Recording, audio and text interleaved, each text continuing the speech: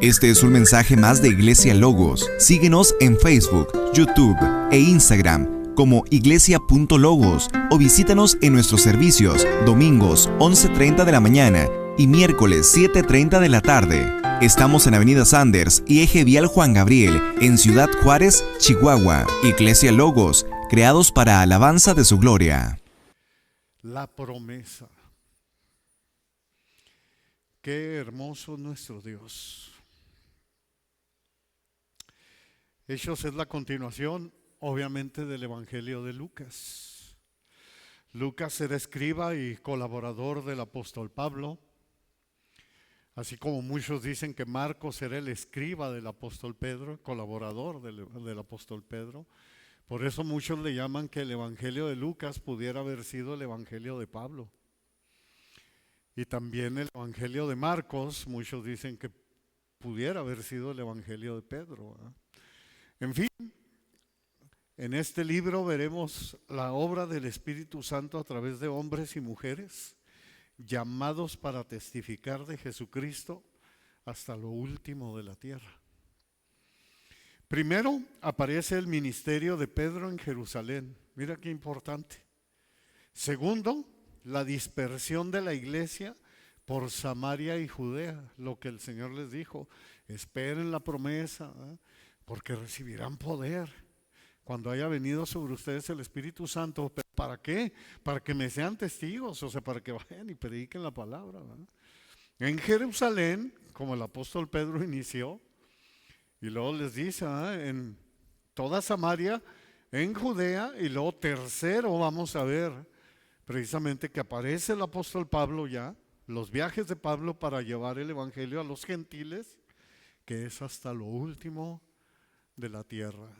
Y bendito sea su nombre, porque imagínate cuántos hemos sido alcanzados para la gloria de Dios.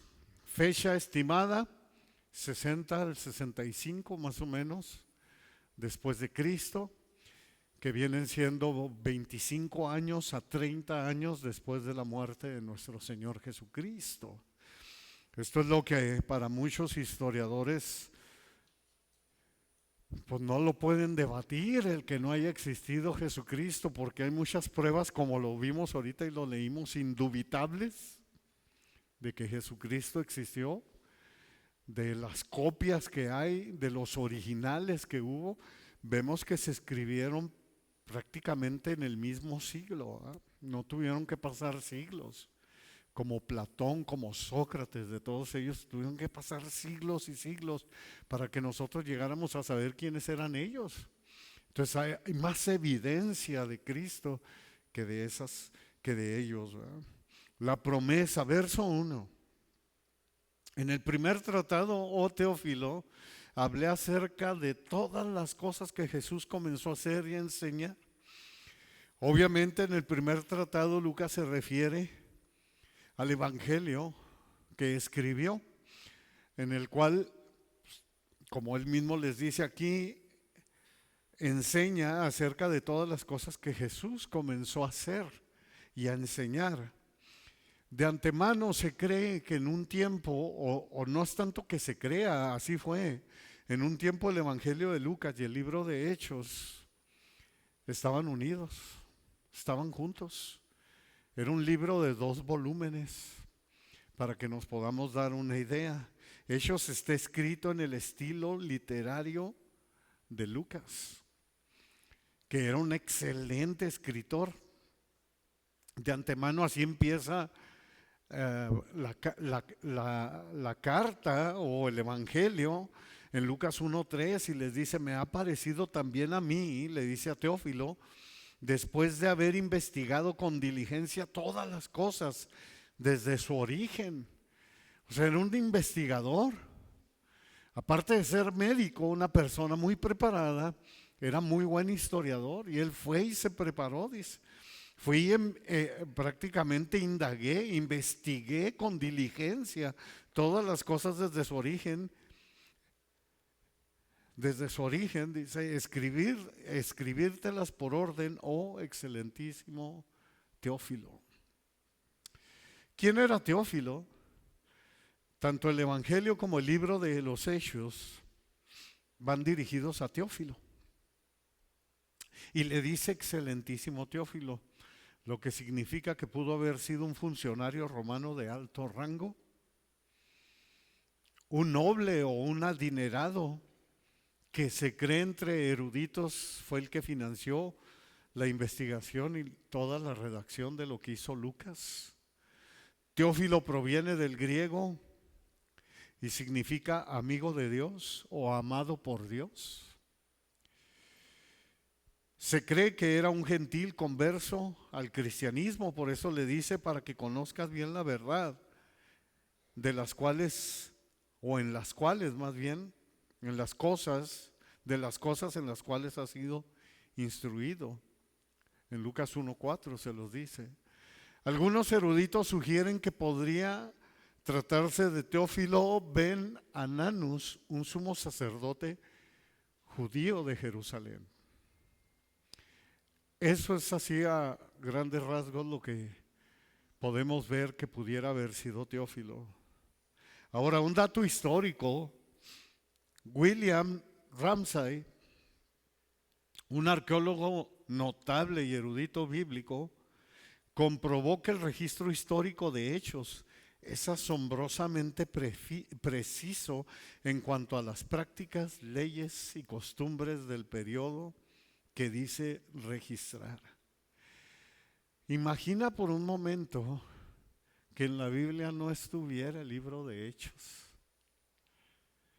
No podríamos entender las cartas ni de Pablo, o a lo mejor sí las entenderíamos, pero ahora lo podemos ver aún mejor, porque aquí es el nacimiento prácticamente de la iglesia. Las cartas de Juan, las cartas de Pedro, en fin. Simplemente sería imposible. Lucas, aparte de ser médico, era un excelente escritor. Por ejemplo, a mediados de la década de 1960, a N. Sherwin White, un experto de la historia grecorromana de Oxford, escribió esto sobre ellos: la estructura histórica es exacta en términos de tiempo y lugar. Los detalles son precisos y correctos. Como documentos, estos narrativos pertenecen a la misma serie histórica que el registro de juicios providenciales e imperiales de fuentes epigráficas y literarias del primero y segundo siglo. Para que nos demos una idea de quién era Lucas. Por eso muchos te dicen, el Evangelio de Lucas es el más detallado de los 4 evangelios. Cada uno tiene un toque especial, cada uno tiene su estilo, pero Lucas era algo especial, como que él fue con María, indagó con María. O sea, a mí nadie me cuenta, María me tiene que decir, ¿verdad? En el libro de Hechos igual, yo voy con Pablo, yo voy con Pedro, y va y los entrevistaba prácticamente. El Evangelio de Lucas describe el comienzo de la obra de Jesús. Hechos describe su continuación, y la obra de Jesús continúa hasta el día de hoy a través del Espíritu Santo. Lucas, siguiendo con la narrativa de Jesús, escribió en el verso 2, Hechos 1:2: hasta el día en que fue recibido arriba, después de haber dado mandamientos por el Espíritu a los apóstoles que había escogido. Hasta el día en que fue recibido arriba. Así es como termina precisamente el Evangelio de Lucas. Lucas 24:51. Y aconteció que, bendiciéndolos, se separó de ellos y fue llevado arriba al cielo. Luego añade Lucas, después de haber dado mandamientos a los apóstoles. Jesús dio instrucciones a los apóstoles que había escogido sobre qué hacer en su ausencia. Y esto lo hizo por medio del Espíritu Santo. Él era el Cristo resucitado, estaba totalmente, obviamente lleno del Espíritu Santo. El Espíritu Santo fue el que levantó a Jesucristo de los muertos. Ya nuestro Señor Jesucristo se los había dicho en Juan 14:26. Mas el Consolador, el Espíritu Santo, a quien el Padre enviará en mi nombre, Él les enseñará todas las cosas y les recordará todo lo que yo les he dicho. El Espíritu Santo, la tercera persona de la Trinidad, es quien vive, da poder, nos da inspiración, nos ilumina a cada uno de nosotros. El Espíritu Santo trabaja en aquellos que aún no son creyentes, redarguyéndolos, trayéndolos a Cristo, pero también trabaja en aquellos que son cristianos. Por ejemplo, Juan 16, 13 y 14. Pero cuando venga el Espíritu de verdad, Él los guiará a toda verdad, porque no hablará por su propia cuenta, sino que hablará todo lo que oye y les hará saber todas las cosas que habrán de venir. Él me glorificará porque tomará de lo mío y se los hará saber. El Espíritu Santo guía al ser humano hacia Cristo. Él es el que nos trajo a Cristo. Él es el que nos convence de pecado y nos revela la gran verdad del Evangelio, siendo fundamental para la salvación. El Espíritu Santo actúa convenciéndonos de nuestra necesidad de una salvación. Es por eso que se nos abren las Escrituras. Qué bienaventurados hemos sido, hermanos.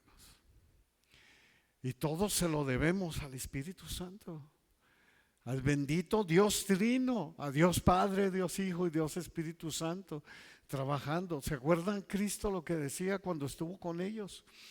Les decía, las palabras que yo hablo no son mis palabras. Lo que he oído del Padre, eso vengo y les hablo. Y ahora Él nos dice, no los voy a dejar huérfanos, les mandaré un consolador. Y ahorita acabamos de leer que dijo, Él les enseñará todas las cosas que oye. Viene a ser la misma función, nada más que no lo podemos ver, de lo que hizo Cristo. Mientras que Cristo está intercediendo por nosotros en el cielo, el Espíritu Santo se mueve en nosotros, está en nosotros. El Espíritu Santo actúa convenciéndonos de nuestra necesidad de Dios, que necesitamos ser salvos y dándonos vida, uniéndonos nuestro espíritu con el de Dios. Si eso no está aconteciendo, no está sucediendo en nuestra vida, algo anda mal, hermanos. Algo está sucediendo mal. Si Jesús necesitaba y dependía del Espíritu Santo, obviamente que nosotros tenemos que depender de Él. Tenemos que ser guiados por Él. Esto es lo que veremos en el resto del libro de los Hechos. Lo que hace el Espíritu Santo operando a través de la iglesia. La promesa, verso 3, Hechos 1:3.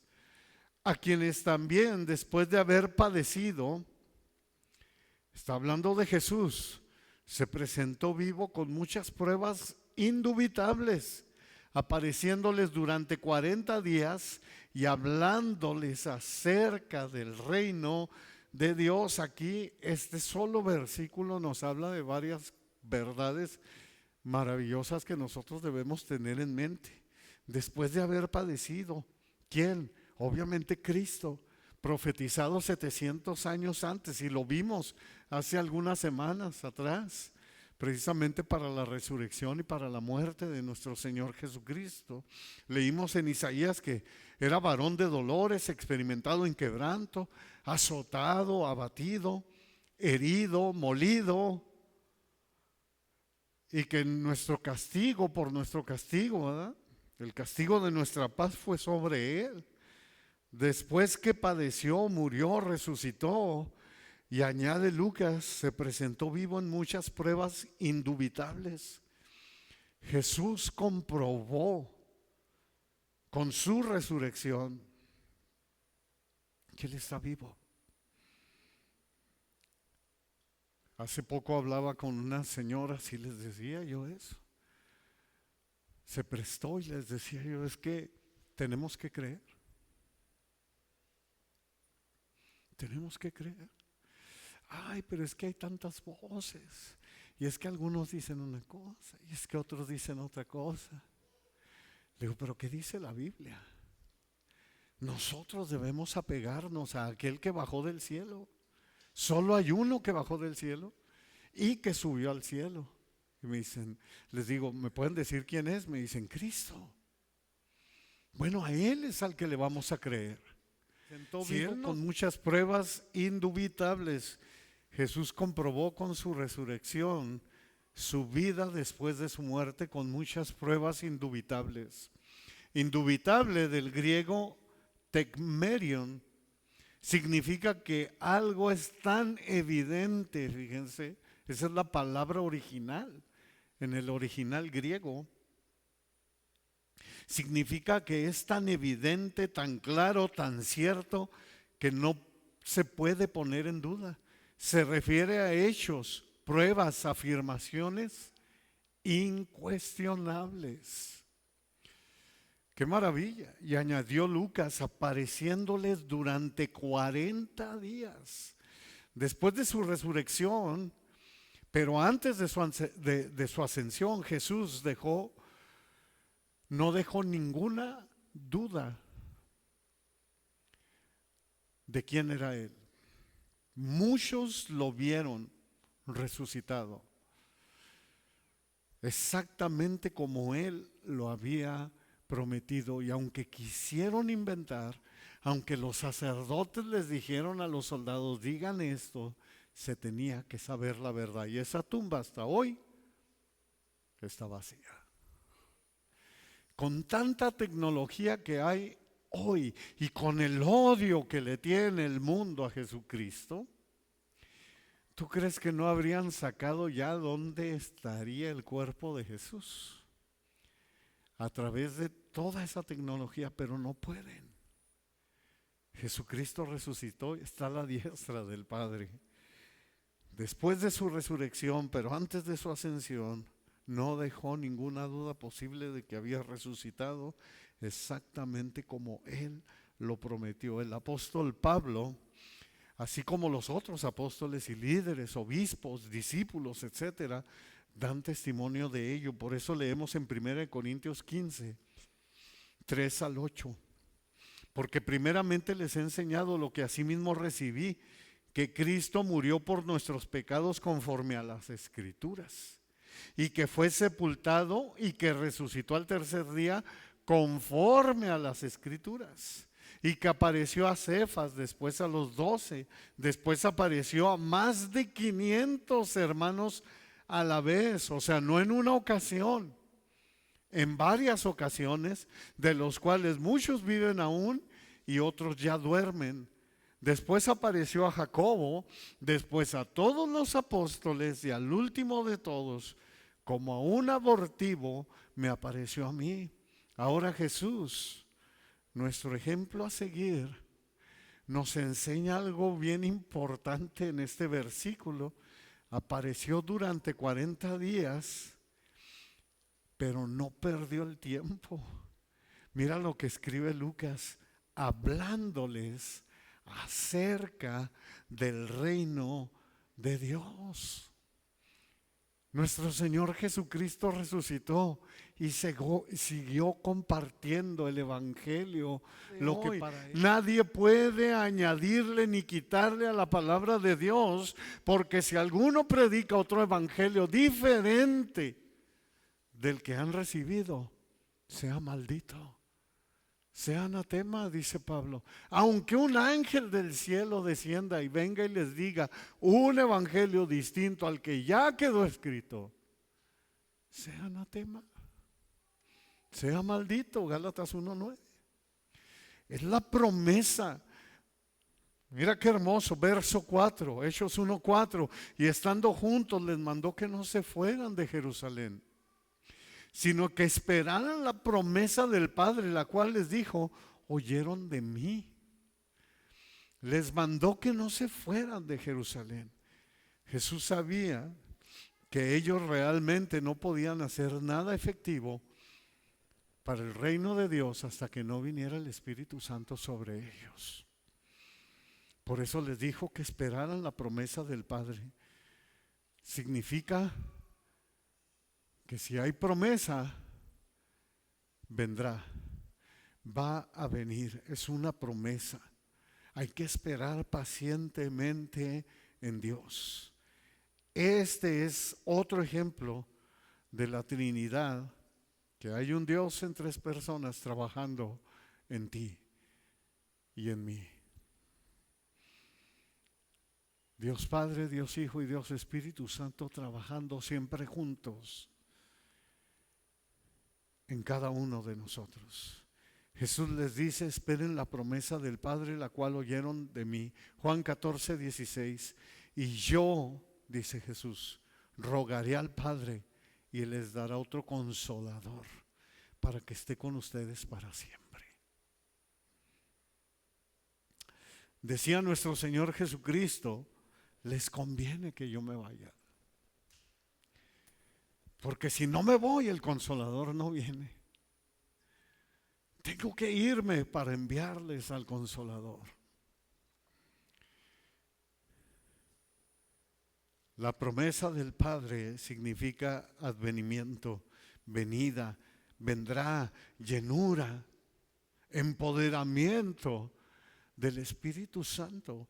Efesios 5:18 nos dice: no se embriaguen con vino, en lo cual hay disolución, antes bien sean llenos del Espíritu Santo. Nosotros debemos anhelar día con día, hermanos, en nuestra oración, en nuestro diario vivir, postrarnos o no postrarnos, aún en el mismo carro, o si vas caminando, o si vas en el camión, como que: Señor, lléname con tu Espíritu. Espíritu Santo, ven y llena mi vida, úsame para la gloria de Dios. Esto nos enseña que vale la espera, es la promesa del Padre, y eso es sumamente bueno. Hechos 13:52. Y los discípulos estaban llenos de gozo y del Espíritu Santo. La Biblia describe la llenura del Espíritu Santo no solo como una experiencia única, sino como un estado constante de empoderamiento, gozo, obediencia a Dios. ¿Cuántos anhelamos día con día ser llenos de su presencia? Estar saturados del Espíritu implica permitir que Él controle cada área de nuestra vida. La promesa del Padre también es la promesa del Hijo. Por eso leemos: la cual oyeron de mí, dice nuestro Señor Jesús. Yo rogaré al Padre para que les envíe otro consolador. Yo soy un consolador, dice Cristo, y les conviene que yo me vaya para que venga ese consolador y estén ustedes. Verso 5. Porque Juan ciertamente bautizó con agua, mas ustedes serán bautizados con el Espíritu Santo dentro de no muchos días. Es la promesa, la idea de ser bautizados es ser sumergidos o cubiertos completamente en agua o en algo, en este caso llenos, totalmente sumergidos, empapados, saturados del Espíritu Santo. Este versículo nos confirma la profecía o lo profetizado por Juan el Bautista cuando Jesús va a iniciar el ministerio. Antes de que lo conocieran, les dice en Mateo 3:11: yo a la verdad los bautizo en agua para arrepentimiento, pero el que viene tras mí, cuyo calzado yo no soy digno de llevar, es más poderoso que yo, les dice Juan. Él los bautizará en Espíritu Santo y fuego. Bendito sea Dios. El cristiano tiene que ser lleno del Espíritu Santo día tras día. Añadió nuestro Señor, dentro de no muchos días. La promesa del Padre estaba a punto de venir y dar inicio a lo que es la iglesia del Señor. Lo que tú y yo ahora somos. Dirigidos bajo la guía del Espíritu Santo. Qué hermoso acontecimiento, lo veremos más adelante, si Dios nos lo permite, unas semanas más adelante, Pentecostés. Luego los discípulos le hacen una última pregunta a Jesús en su ascensión. Prestemos atención. Versos 6 y 7. Entonces los que se habían reunido le preguntaron diciendo: Señor, ¿restaurarás el reino a Israel en este tiempo? Les dijo: no les toca a ustedes saber los tiempos o las sazones que el Padre puso en su sola potestad. Esta sería la última vez que todos estos hermanos verían a Jesús. Está a punto de irse ya. De que llegaran dos ángeles del cielo, se pusiera una nube y se lo llevara. Inclusive así termina en Lucas y algunos de los evangelios, ¿verdad? De que están mirando arriba, ¿verdad? Ya cierran la boca, les dice, órale a chambear, les dicen los ángeles, ¿no? Vayan y compartan. Así como ven que se fue, vendrá. Va a regresar. Nos dice la narrativa de Lucas, entonces los que se habían reunido le preguntaron, fíjate todo lo que les está diciendo nuestro Señor. Y ellos le preguntan, Señor, ¿restaurarás el reino a Israel en este tiempo? Esto nos deja ver el corazón del ser humano. Y ya lo hemos visto en estas semanas. Lo vimos la semana pasada inclusive, de lo del milenio, cómo Dios va a comprobar que el corazón del ser humano es malo. El no regenerado, obviamente, ¿verdad? Estos ya estaban en Cristo, pero aún no había venido el Espíritu Santo. Y ellos están pensando otra cosa. Nuestro Señor les está hablando de la promesa del Padre y ellos están pensando en el poder político. Seguían en lo mismo. No estaban saturados del Espíritu. Sabían que Jesús había instituido el nuevo pacto. Esta copa es el nuevo pacto en mi sangre, les dice en Lucas 22:20. Y que la restauración del reino precisamente de Israel formaba parte del nuevo pacto. Esas citas las puedes ver en el Antiguo Testamento. Jeremías 23, 1 al 8, Ezequiel 36, 16 al 30 y Ezequiel 37, 21 al 28. Pero ellos aún no lo entendían de lo que Jesús les estaba hablando. Jesús simplemente los enfoca de nuevo. Me llama la atención que Lucas capta, no sé si ustedes lo pueden captar, pero a mí me deja ver cómo nuestro Señor en su amor no los regaña ni les dice, ay, esto, ¿verdad? ¿Hasta cuándo tengo que estar con ellos? Para que puedan aprender. No, simplemente los enfoca otra vez. Dice, no les toca a ustedes saber los tiempos o las sazones que el Padre puso en su sola potestad. Jesús les dice a sus discípulos, simplemente lo que está escrito, las cosas secretas pertenecen a Dios. Pertenecen a Yahweh. Los revelados son para ustedes y para sus hijos. No se compliquen. Jesús fue sabio al no revelar su plan. Imagínate un plan que lleva un poco más de 2000 años. ¿Te imaginas que les hubiera dicho, todavía faltan más de 2000 años?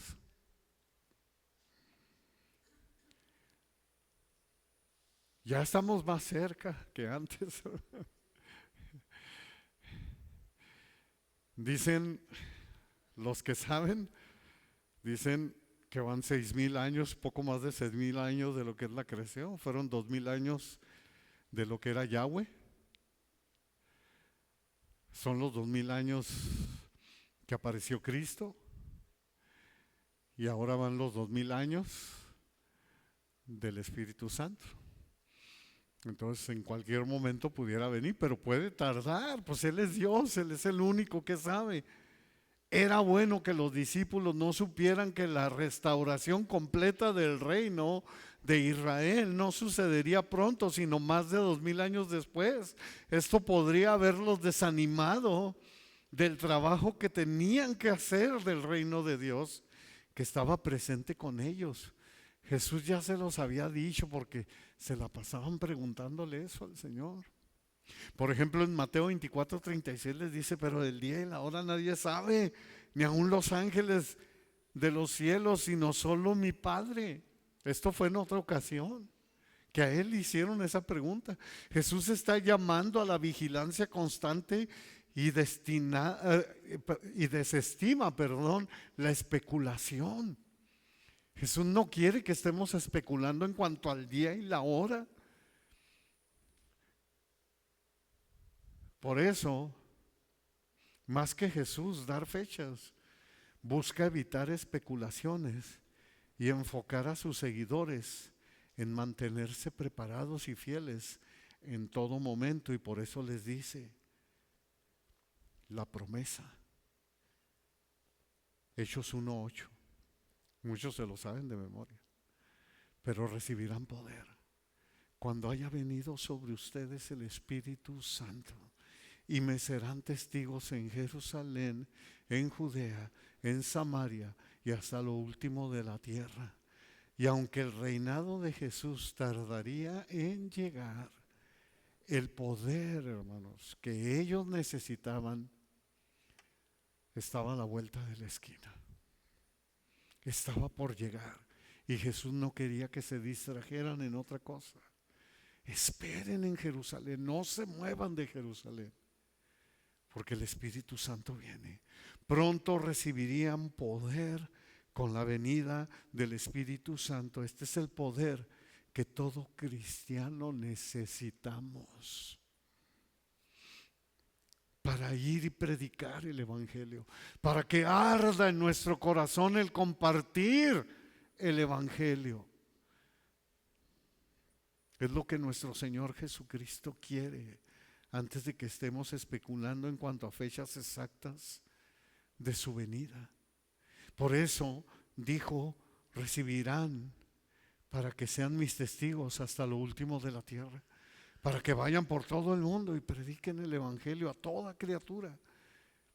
Si queremos ser verdaderos testigos de Dios, necesitamos ser llenos del Espíritu Santo. Entendamos esto: el reino de Cristo no es geográfico. El reino de Cristo no es geográfico. Es un gobierno activo, es un poder divino. La palabra hebrea para reino es malhut y no describe un territorio. Es que Dios está reinando a través de algo o de alguien. Esto es lo que no entendió nadie, hermanos. Por eso es que a lo suyo vino y los suyos no le recibieron. Esto no lo entendieron ni los judíos, o sea, su pueblo, ni Caifás, ni los fariseos, ni Pilato, y para colmo ni sus discípulos. No lo podían entender. Ellos querían un libertador, ellos querían a David. Es hijo de David. Él restaurará el reino. Queremos ese poder y queremos estar con Él. Eso es lo que tanto estaba buscando Judas también.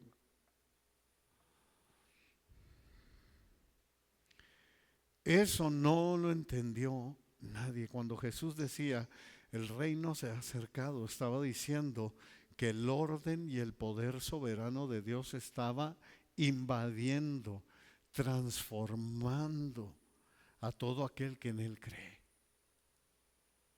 para que no se pierda y tenga vida eterna. Eso es el reino de Dios, nacer de nuevo, como se lo dijo a Nicodemo. El reino es donde se hace lo que Dios quiere y de la manera que Dios quiere. El reino es una responsabilidad presente. Ahora, ¿qué significa esto? Significa que tus leyes ya no son las del mundo. Ahora son las de Dios, las que tú vas a obedecer y andarás en ellas.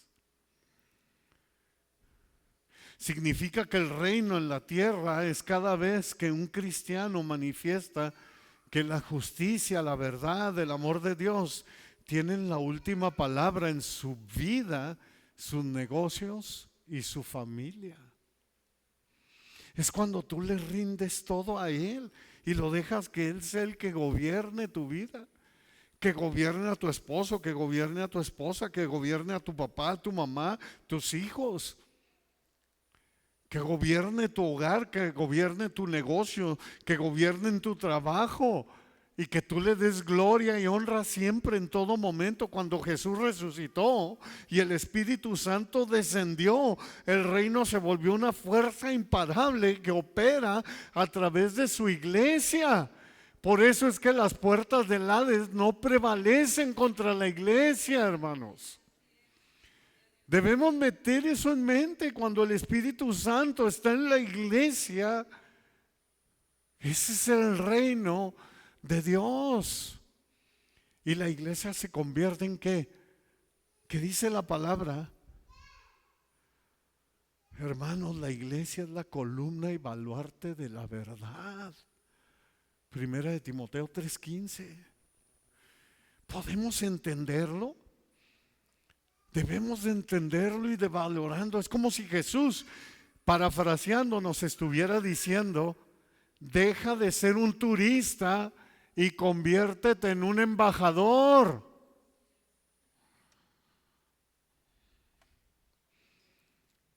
Deja de estarte comportando como alguien que no sabe ni qué onda, cuando tú debes ser gobernado por mis leyes. Estás aquí para obedecer y dar a conocer las leyes, los mandatos de tu Rey. Por eso nuestro Señor dijo, enseñándoles que guarden todas las cosas que les he mandado. Y aquí yo estoy con ustedes todos los días hasta el fin del mundo. Mateo 6:33, ¿qué nos dice? Y lo vamos a entender. Ahora podemos entender y con esto termino. Mas busquen primeramente el reino de Dios y su justicia, y todas las cosas, y todas estas cosas, dice, les serán añadidas. Busca primeramente el reino de Dios y su justicia. Déjate llenar por el Espíritu Santo. No contristes al Espíritu Santo. Llénate día tras día de Él, pues Él está ahí, es el que nos trajo a Cristo. Y al momento en que nosotros recibimos a Cristo como Señor y Salvador y nos arrepentimos de nuestros pecados, el Espíritu Santo viene y somos sellados con Él